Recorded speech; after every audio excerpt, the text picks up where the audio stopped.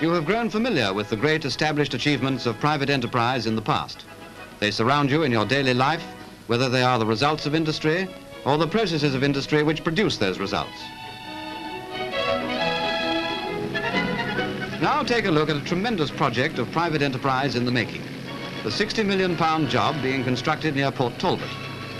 First of all, the scene as it presented itself in 1947, with the first piles being driven and levelling in process on the enormous site.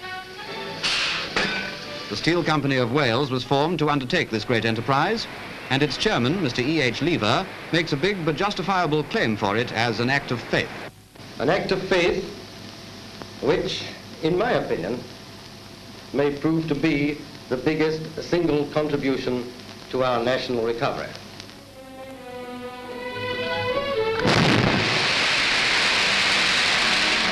These works were designed under the Iron and Steel Industries plan with a capacity of 1.25 million tons a year. That is nearly 10% of 1948's record output. Backed by all the effort and experience which private enterprise firms can bring to a task, the vast plant soon began to take form, and this was the scene when a cameraman visited them recently. The Abbey Works, as they've been named, of the Steel Company of Wales will be completed in 1952.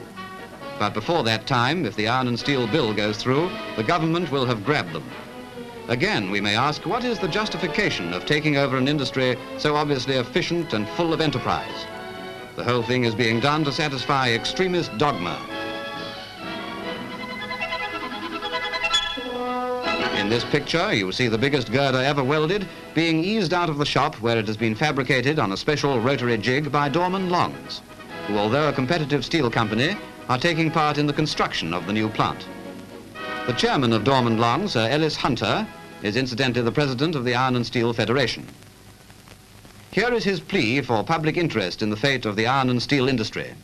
Now, the government already has direct control over the industry, and under this supervision, there is going energetically forward a great development plan of which you have all heard. We in the steel industry are proud of our long record of happy relations and of the team spirit in the industry which results from this.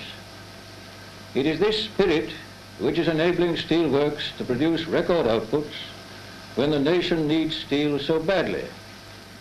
Why not leave well alone